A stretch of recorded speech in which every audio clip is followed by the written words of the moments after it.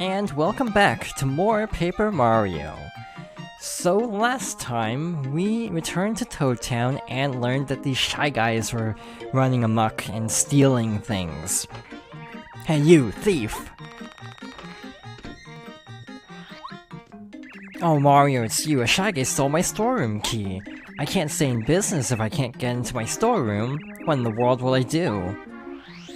Oh, we can still buy things. Cool. I just saw a Thunder Rage. I'm like, I should probably buy one, shouldn't I?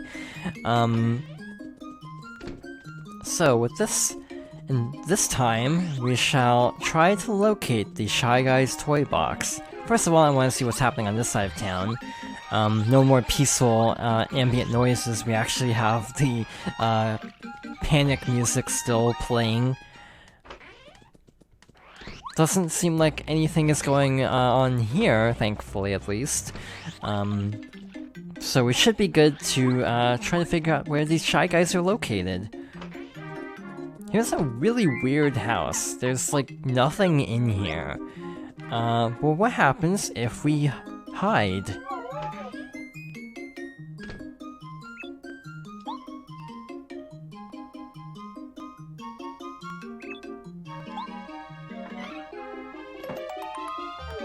And with that, we now know how to, enter Shy Guy's toy box. Chapter 4, Trials in the Toy Box.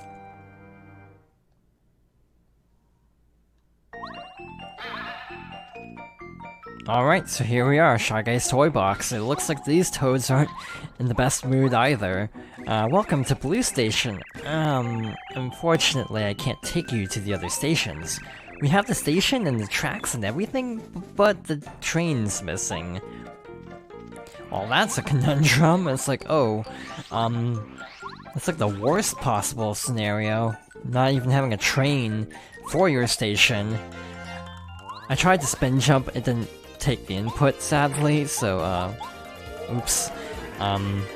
This is a case where having Zap Tap will save us a lot of grief, because Shy Guys have like 7 HP. I'm gonna tattle them in a bit, by the way.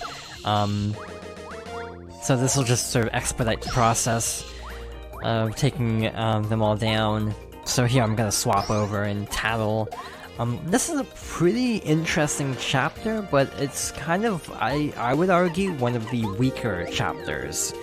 Aesthetically it's really unique, and I'll continue after this. This is a Shy Guy. They're ne'er-do-wells, big-time rascals. No good. Max HP 7, attack power 2, defense power 0. They occasionally do acrobatic attacks that have an attack power of 3. Who knows what lies in the hearts of these troublemakers? I guess they're dangerous, but they're pretty small time. Okay, so we're not getting the acrobatic attack this time. That's a relief. By the way, we have our first offensive star spell, which is Starstorm, which is a phenomenal move, and I am really happy to finally have it. It takes 2 star energy, so we can't spam it, but it is super helpful, and will make our lives a lot easier going forward. By the way, what do you want? Get away from that treasure chest, pal. It's mine, see? Don't mess with it. Good, you're a smart boy. He's a guard named Anti-Guy. He's all by himself and he looks totally weak. Although, you never know, appearances can be deceptive. Just like in me. Weak or really strong? Well, that's a new type of Shy Guy. Well, both are actually. Anti-Guy is basically a mini-boss. This is a Groove Guy. Groove Guys wear weird clothes. They're probably stage clothes. You know, performers. Max HP 7, attack power 2, defense power 0. They shake their booties to call in reinforcements. They also spin around in front of you and make you feel dizzy. These rock and rollers are a drag, so let's ditch them as fast as we can. Anti-Guy is no joke. And to tell the truth, I am terrified to actually, try to fight him right now. We can fight him right now. I am I'm gonna put it off a little bit. We might do it, once we get towards the end of this dungeon, because he does give you a ton of experience points. But he's just really scary, though. Like, he does a lot of damage. So I'd rather not push my luck at the moment. I made a mistake. I bought way too many items. So we're gonna have to use up items here. By the way, Shy Guys of different coloration all count as Shy Guys, so you don't have to tattle each one, thankfully. So yeah, we only have to tattle one, and we should be fine. It's not a Ninja Koopa situation where you tattle all 4 colors. But yeah, Zap Tap is definitely a lot more useful here than in the previous chapter. This one dropped a Fire Flower, pretty cool. That one has a calculator, and these two have Cake Mix. Cake Mix is a really good item for crafting, effectively. But we can't make any recipes because we don't have a way to cook. I didn't really show her off earlier, but Taste Tea, the chef who had a fry pan stolen, will be able to cook for us if we can get that that back. So definitely have to do that at some point. With that, what's it? 2 more Shy Guys to go in this area. Yeah, 2 more. 3 more, actually. Actually, do we even need to fight that one? It's just got a mushroom, so it's not super important to fight in comparison. The reason I say this is kind of a weird area, is you notice there was the calculator right there, and we can take it back at any time. So it's a little bit, backtracky compared to other areas we've seen so far. I mean, we did backtrack in Chapter 3, but that was optional. We didn't have to do that. I just chose to do that. The calculator from Ralph's badge shop. Return it to him. So now we can buy badges again if we go back to town. At one point we were actually forced to leave, which I'm not the biggest fan of. Because it does slow the pacing of this dungeon down a little bit. Luckily there's no like side activities outside of favors and from the one Koopa in Koopa Village. So since we're not doing those yet, we managed to jump immediately into chapter 4, but the middle of the chapter kinda, you have to leave at one point. So yeah, the pacing's, this is like one dungeon, one chapter where the pacing feels a little bit weird. Partly because there's not a new town. Actually, sure, let's get the experience at least.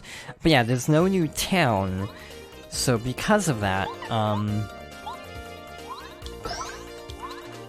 you basically just have Toad Town again as your, like, hub, which is kind of weird. In a way, it's kind of clever. You know, just having to go back to Toad Town instead of having to go to a new town.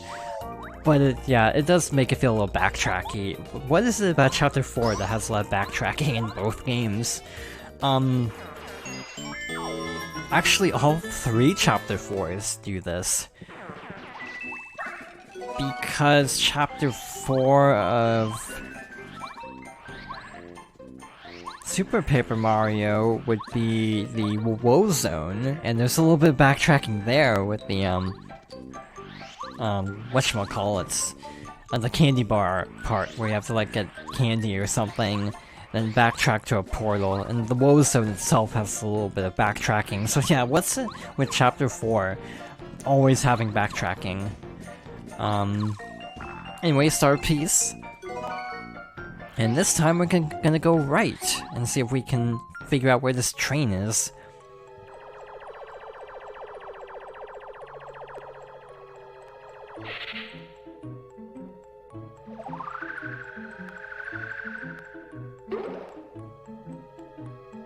Yeah, perfect. Mario hates this thing, so he'll surely turn back. I think...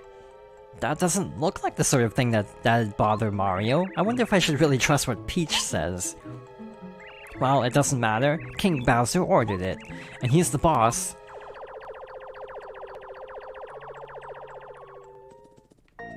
So we had 3 choices for each selection, and basically what these choices do are they determine what Kammy Koopa places at key spots. In this case, it was a mushroom instead of like a Goomba, and one other enemy. You basically have to make a decision on how you want to progress. Quite frankly, I feel like comfortable about my level, so I opted for the items because a Thunder Rage specifically is a really good item. And I don't really need the experience at this point. So yeah, I opted for items. If you want levels, you can always go and fight enemies. There's the Koopa Troll, which is a rare type of Koopa that actually appears late game. If you fight one of those right now, you actually get a lot of experience. So yeah, it's a really good leveling strat. I personally just didn't opt to do that. This is a Sky Guy. Sky Guys are Master Balloonists. Max HP 7, attack power 3, defense power 0. We can attack the balloon too. Once they fall, they're just like normal Shy Guys. I wish I had a balloon so I could float. That looks awesome. So yeah, we can actually pop the balloons of the Sky Guy. I like the name, by the way. It's like, you know, I feel like this kind of shows up the previous chapter in terms of enemies. The last chapter basically just had Clubbas for the dungeon part, at least, and this has like, you know, tons of different types of Shy Guys, and it's really cool actually,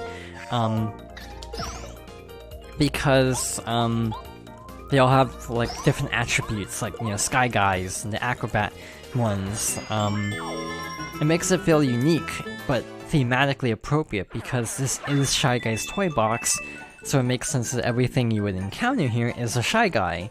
However, they still managed to find ways to diversify the enemy types, which I really find admirable, actually.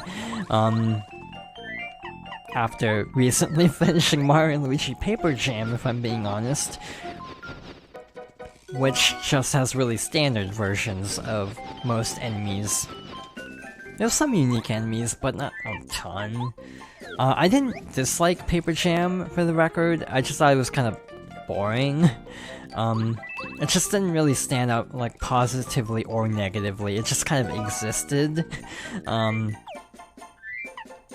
So yeah. But yeah, enemy variety is really good in this level, where it's like, even though, yeah, it's all Shy Guys, you got the storeroom key. A key to the storeroom in a Toad Town shop. So yeah, even though everything is, all the enemies are just Shy Guys, they still managed to come up with enough unique variants to make it not feel as samey. Again, the music is so perky in this game, compared to the later games. It has a very different sound, which is why it kind of surprised me that this composer did work on Thousand Year Door, because, yeah, stylistically they're very different. It's like, I don't even know how to describe this game's sound, it just feels, like, weirdly unique. By the way, Star Piece. And with that, we should have all of these star pieces in the blue area, so we should be good to go. So we have exhausted our options at this point, so where else can we go except back out to the real world? Why are there Shy Guys running a train in a toy box? Or Toads running a train in a toy box occupied exclusively by Shy Guys? It's kind of a weird dynamic. Anyway, oh Mario, it's you! A Shy Guy stole my storeroom key! I can't stay in business if I can't get into my storeroom. What in the world will I do? Alright Mario, you did it! You got back my storeroom key! Thank you so much! You saved my livelihood!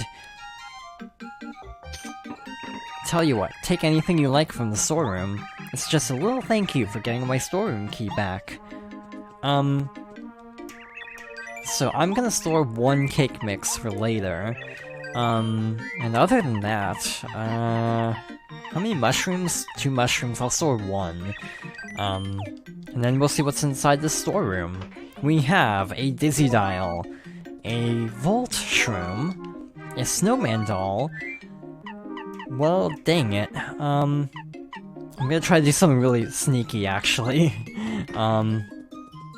He's standing right here, so I can probably do this before the item despawns. Yeah, I think items do despawn after a while. Shoot. Oh well. Not that big of a deal. You got the toy train. A very well-designed toy train. Could this be more than a toy? I wonder. I kind of like this version of the song equally to the main theme. It sets the tone really well. And yeah, I think that's the kind of takeaway, is like, stylistically, this game has a very unique sound to it, and they managed to convey a variety of different moods, despite having this you know, unified sound to it. Sorry, bud. I had to close up shop. Some idiot Shy Guy stole my calculator. You believe that? I need that thing to calculate sales, bud. I'm not a genius. When I find that little punk... Hey buddy, isn't that my calculator? You were telling me you got it back from the Shy Guys? Yeah, in your face, Shy Guy. I can open my shop again. Oh man, how can I repay you? I know. Take this. This is a special badge, bud, so use it with care. You got the I Spy badge. A sound and icon alert. Alert you to a nearby hidden panel. Dad says we would have gone out of business if we hadn't gotten that calculator back. We can open the shop again, all because of you. Thank you, mister. How much BP does this use? Because that's actually kind of cool. 1. Nice. Yeah, we might jump ahead and level up BP, because I'm reconsidering how many badges I actually use in these games. Also, this is still locked. It won't open. It must be locked from the inside. Actually, I don't know if I said it was locked to begin with. I think I only said, yeah, speedruns. It's really important in speedruns. I think I left out the fact that it was locked. With that being taken care of, we have the train now. So with this, we can drop it in.